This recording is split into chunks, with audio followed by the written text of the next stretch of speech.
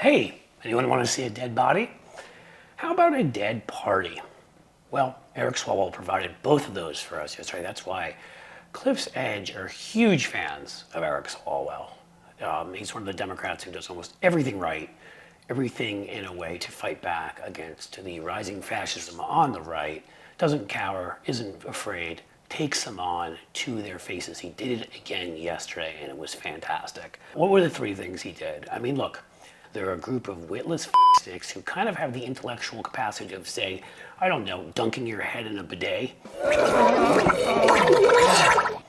So he's not going to sit there and treat their arguments seriously. He's not going to sit there and let them get away with their hypocrisy. He's not going to sit there and let them lie. He's going to go on offense, as we need to be doing constantly, and go after them. And I was just saying, he did that in three ways yesterday. One, he went after the Republican Party to point out what a cult they are for Donald Trump, how pathetic they are.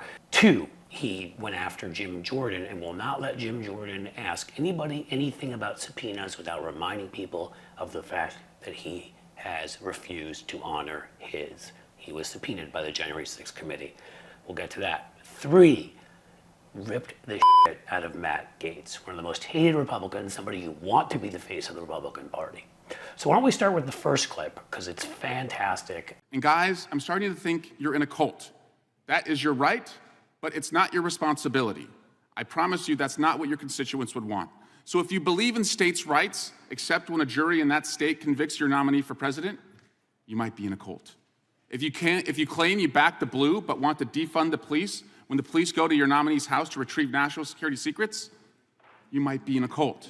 If you're supporting a guy whose felony convictions prevent him from getting a security clearance, you might be in a cult. And if the guy you're supporting for president has felony convictions that prevent him from going to Argentina, Australia, Brazil, Cambodia, Canada, Chile, China, Cuba, Dominican Republic, Egypt, Ethiopia, Hong Kong, my motion India, takes precedent. Indonesia, Iran, Ireland, Israel, Japan, Kenya, Macau, Malaysia, Mexico, Morocco, Nepal, New Zealand, Peru, Philippines, Singapore, South Africa, South Korea, Taiwan, Tanzania, Tunisia, Turkey, Ukraine, United Arab Emirates, and the UK, the gentleman from Kentucky is recognized for 5 minutes. So right, after he's done, let's say, thoroughly trashing them, ripping them apart, the second thing he does, besides going after them and going on offense, is he doesn't let them shut him up.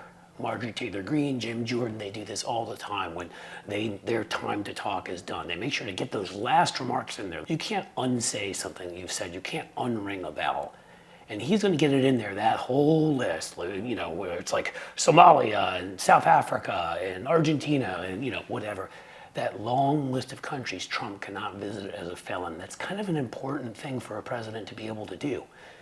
And the fact that he shows the strength, he refuses to let them gavel him to shut him up. Again, it accomplishes getting it on the record out there for people to see what Trump's criminality, its practical reality is. And also, it embarrasses them. It makes them look stupid. He ignores them. They look weak. Those are both really important things. The second clip, we get something else that he does really well, which is kicking Jim Jordan's bowl-cut, Ruprecht Beavis ass. California's recognized. Before anyone else on the other side saddles up and gets on their high legal horses, I just want to remind the committee that the chairman is 754 days into his own subpoena defiance. He's like 4'8".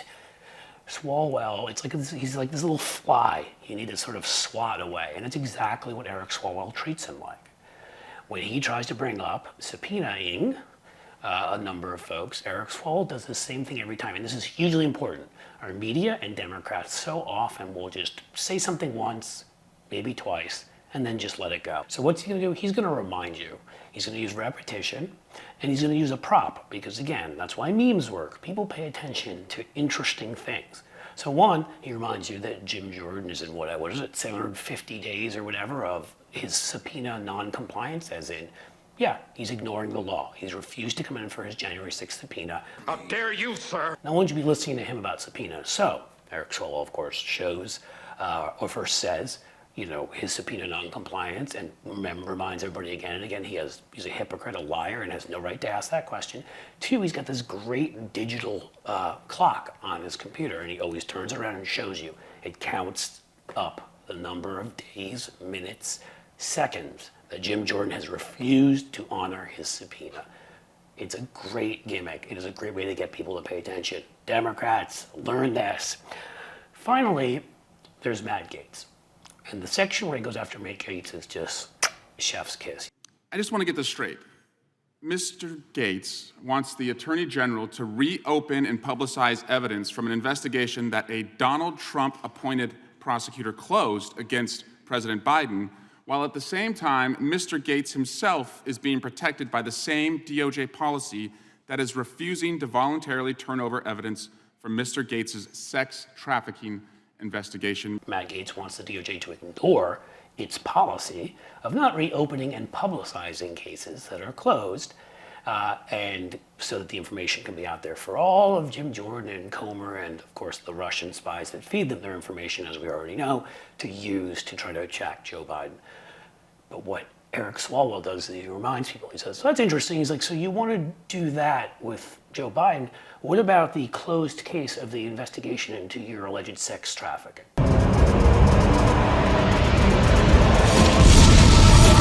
I guess we need to reopen that and publicize that too. Again, calling them out on their hypocrisy.